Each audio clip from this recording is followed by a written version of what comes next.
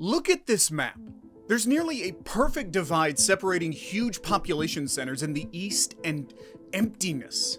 Nearly 80% of the US population is located to the right of this invisible line. And what's stranger is if we go to the west of it, we can see the remaining 20% lives mostly on the coast. This leaves a huge section of land that very few people live in compared to the rest of the country. If we look at the United States at night, you can clearly see how underdeveloped this middle section is. So why do so few people live here, and why is there an invisible line deciding where people live?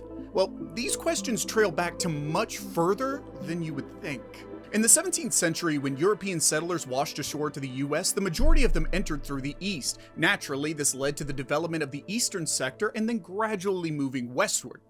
In 1803, the US acquired a large portion of land from France known as the Louisiana Purchase, and in 1846, the US acquired cities like San Francisco. Still, this move from east to west is only part of the reason why this midsection is so empty. Near the west coast lies the Cascades, the Rocky Mountains, the Sierra Nevada. It is precisely due to these peaks that survival is so difficult in the Wild West.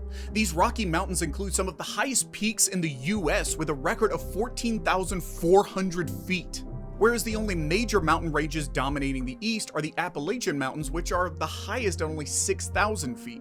That's not even half of what the highest is in the west. However, although these mountains may be hard to live in, it's the effect of them that makes this huge area so empty. A rain shadow is formed when tall mountains block moist air from reaching its other side, leaving it completely dry. In this case, the Sierra Nevada and Cascades block all the moist air coming from the Pacific Ocean, and whatever little air manages to reach the Great Basin is dry with little to no moisture. But it's not only the Great Basin that is affected, even the third longest mountain range, the Rocky Mountains, contributes to this effect. They span an astounding 3,000 kilometers, all the way from Colombia to New Mexico, effectively creating a large barrier straight across the Wild West. Now, let's add in the Traverse, Clahatan, and the Peninsular Ranges, and we have thousands of feet of walls blocking any moisture from the Pacific Ocean. As a result, the climate of the West can be classified as semi-arid and dry. From the annual rainfall map, we can see that only the western side of the Cascades has precipitation comparable to the entirety of the east, with an average rainfall of 80 to 100 inches.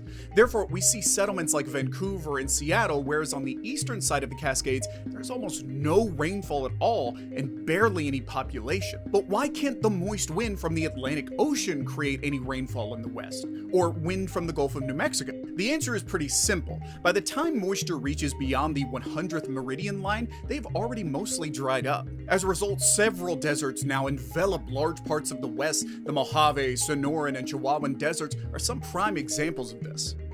That pretty much leaves the West with a massive chunk of America's deserts with high temperatures. For instance, Death Valley in California is recorded as the driest place in the US. The lack of rainfall and tall mountain ranges make it very difficult to create large population centers in this area. When coupled with the scarce rainfall and lack of development, agriculture seems like an unattainable feat. To compensate for this, you would need to design intricate irrigation systems, but due to the West's lack of rivers and lakes, it's almost impossible to develop them, and the rugged terrain doesn't help the case either. However, California is an exception thanks to its highly advanced webs of irrigation systems and access to the Colorado River. The Colorado River is one of the main sources of water in the western US. Along with the Missouri and Columbia River, the West comes from either smaller lakes and rivers or from the melting of glaciers and snow-capped peaks. Therefore, western land is more suitable for sustaining livestock rather than huge farmlands. Nonetheless, agriculture still exists, but not on the same scale as in the east. Despite California being the state with the most agriculture in the US, it is only sufficient for its own population. The rest of the West faces droughts and water scarcity or has to adopt dry land farming methods. But if not practiced right, these methods come at a huge cost. We saw this in the Dust Bowl drought of 1934, which lasted for decades. Poor methods that were unable to prevent wind erosion, dust storms, and severe droughts created one of the worst living conditions ever. More than 350 houses were destroyed by the storms alone, and 500,000 people became homeless. Those who were left were forced to abandon their lives and migrate in search of work and food. Most farmers abandoned farms in Oklahoma, Arkansas, Missouri, Iowa, Nebraska, Kansas, Texas, Colorado, and New Mexico. In conclusion, the few who did manage to settle in the hostile land of the West were forced to leave. Droughts also result in aggressive wildfires, and western US is known to have wildfire seasons.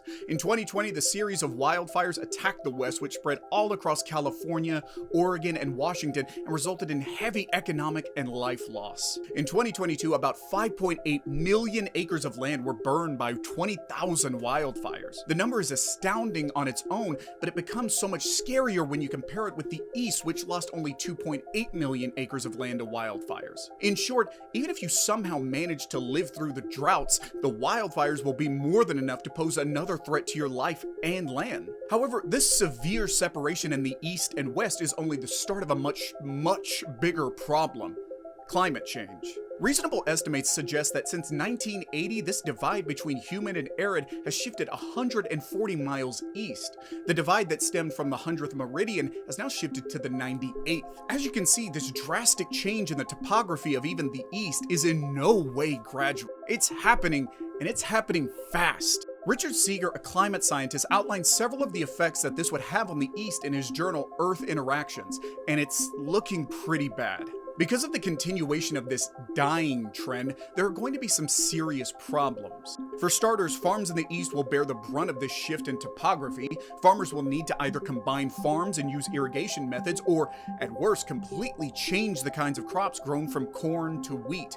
Even worse is the fact that the landscape the West suffers from is artification. To put it simply, it is a permanent state of drought. That means that when the East suffers from similar features, it'll transform agriculture, which in turn will transform the economy. People are going to have to spend more on food and less on pretty much everything else. We could see rising trends in monoculture, meaning only one species of crop being grown in vast stretches of land. Even besides agriculture, the final nail in the coffin will be water shortage. A study found from that 2000 to 2018 has remained the driest spell in the West, lasting for 19 years for the first time in 1,200 years. Even in 2021, places like the Lake Powell and Lake Mead reached their lowest water levels ever. This is the Western mega drought, which is the only multi-decade drought since a millennia. Droughts and the severe lack of rain are becoming a permanent feature here, and when that shifts over to the most population-dense parts of the US, the results will be catastrophic.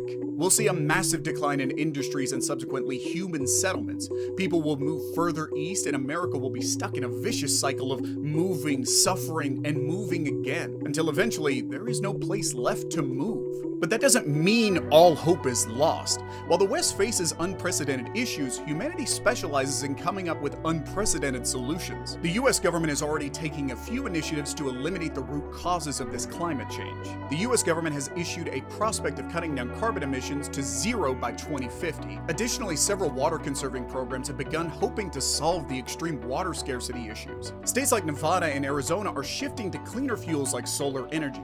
All of this means change is not right around the corner, it's already here. Mother Nature is a force that is far too powerful to be trifled with. That is why we must be willing to put aside differences for a better future. A future that does not risk the livelihood of each individual, and a future filled with life.